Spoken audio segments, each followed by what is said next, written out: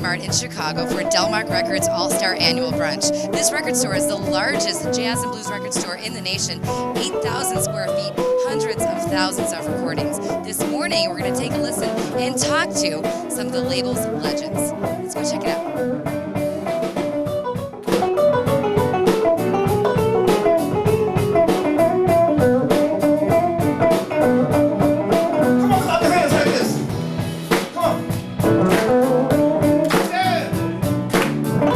Started in the blues. I was a little kid, still rehearsing in my mother's house, and one day my mother bought me a Mickey Mouse guitar. I started getting notes out of it and took it from there. A Mickey Mouse guitar?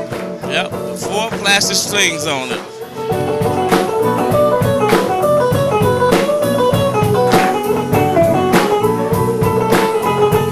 Did you teach yourself? Your dad taught you, or did you go to take lessons? I taught myself.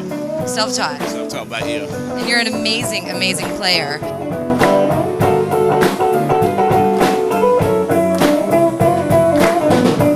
Sound all right? Yeah. When you started playing when you were 3 and 8 years old, did you sleep with your guitar? Yeah, I practiced every time I came from school. I did my homework, my chores, then I had my guitar practice all the time.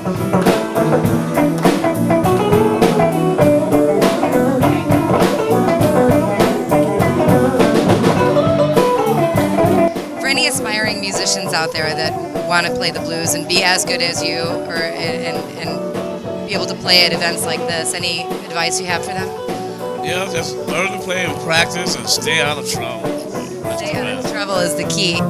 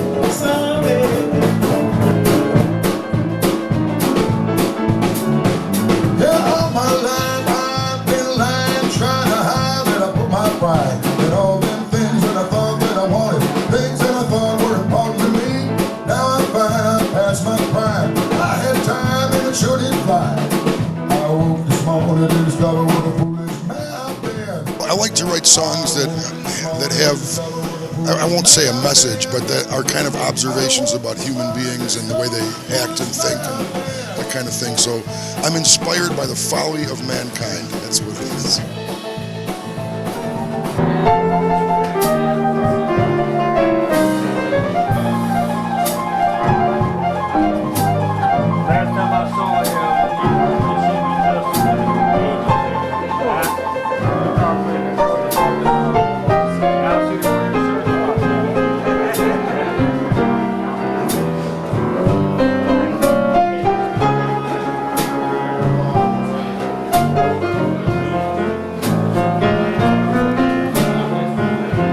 I'm here with the blues extraordinaire, Ken Saydak. Ken, what an outstanding, spectacular performance you just had. Thank you so much for playing. Thank you very much. I appreciate that.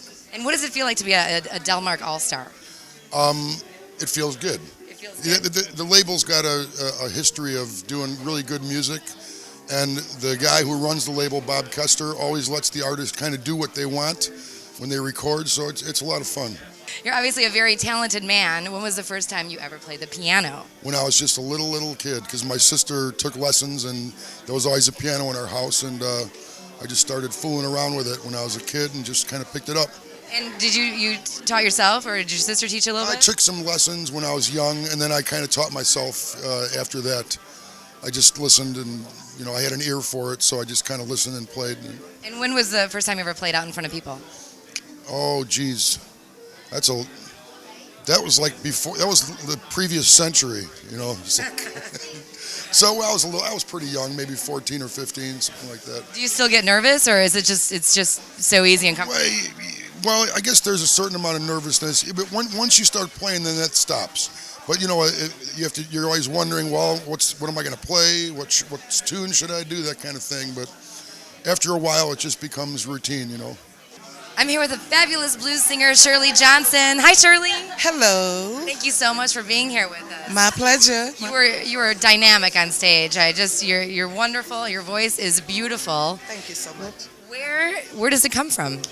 Well, originally I sang gospel since I was 6 years old back in Norfolk, Virginia.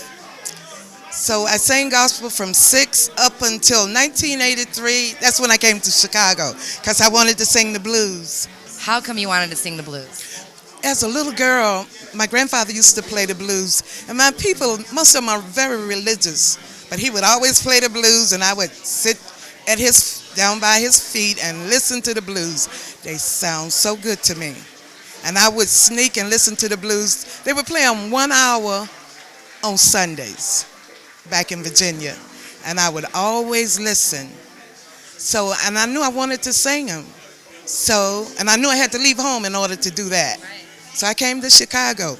And I got to Chicago, I think my first club was the Checkerboard Lounge, and I heard that blues. I said, yes, that's it. Any thoughts on the passing of Ray Charles? Oh, I was sad to hear that because I loved him too.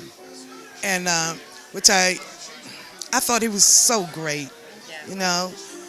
My favorite song by him was Unchain My Heart, which I do, but I kind of do mine's the Joe Cocker version, but I still love the way he did it. Yeah, absolutely. Catching up here with Willie Kent. Willie, thank you so much for stopping by. Well, it's my pleasure. Willie, you just got off stage. How does it feel? I feel tired because I've been up about 3 to 4 nights. Of course, you've been up playing? Yeah. Playing? I worked all the week and then double-headed yesterday, and now another double-header today. What is your favorite thing about playing the blues? Just playing the blues because I enjoy doing what I'm doing. You enjoy what you're doing? I enjoy doing what I'm doing. It's one of the few jobs that you can do what you like and get paid for it. What kind of advice would you give to an aspiring musician that wants to get paid to play the blues? Well, you ain't going to get rich, so you just got to be dedicated and like what you're doing and keep doing it. So if you're lucky, one day it'll pay off. See, I was a singer. I wasn't either one, a guitar player or a bass player. I was just a singer. And when he wasn't in shape to play, then I had to try to sing and play. So at the time, I couldn't sing and play the bass at the same time. If I played the bass, I couldn't sing. If I sang, I couldn't play the bass. So we run into a situation where I had to do both of them. We had got a deposit on the job, and the man wasn't hearing it. So I had to do both of them. I don't know how I made it, but I did. The next week, it was the same thing. So I said, well, I might as well start doing it. So that's how it happened. Wow. Did you get nervous when you had to go sing at first, and do you get nervous now? No, I don't get nervous. Yeah. I get nervous when there ain't no people. Blues is a way of life. It's nothing but everyday life. It's what have happened to you, or you know somebody that it have happened to, or keep living, it will happen. That's all. That's all you got to do is keep living. Catching up with Little Arthur. Hello, Little Arthur. Hi, how you doing? Now, where did that come from, Little Arthur? Well, I'm Arthur the Fourth, so that's why they call me Little Arthur. Tell us a little bit about what inspired you to play the blues. Well, blues just came natural with me. Yeah? Yeah. So I didn't realize I just picked the blues up.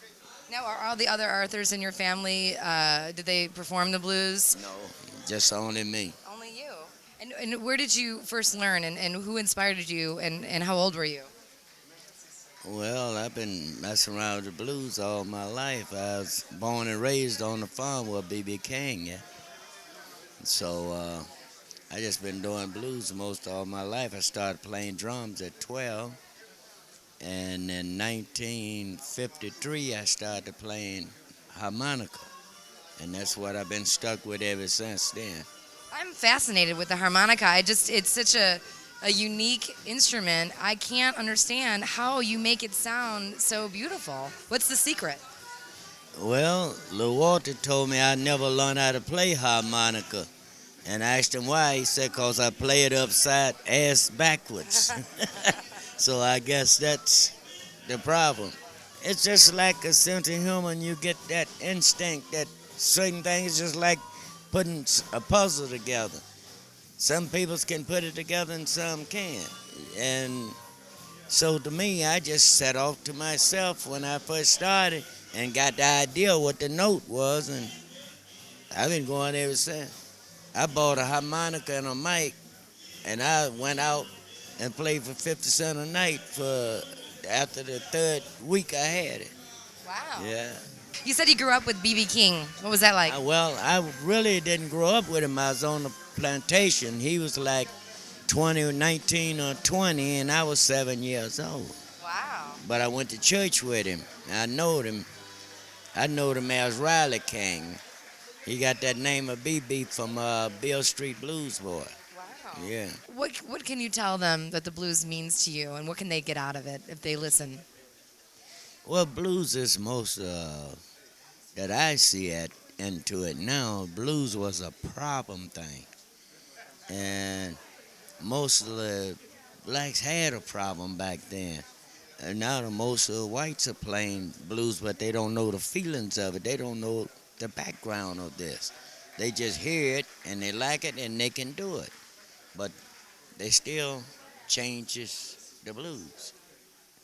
The blues is made with a lump thing, and so they play good. Most of my whole band is white, but it just down thing there. You always got to come to mind them and tell them what the blues is about. Some of them feel it, and some of them don't. Some It's of 'em from just, within. yeah, some of them just play it Yeah. because they know it. They don't feel it. See, And part of the blues is to feel it. part of the blues is to feel it. And we're feeling you when you're playing. Little Arthur, thank you so much for talking with us. All right, thank you.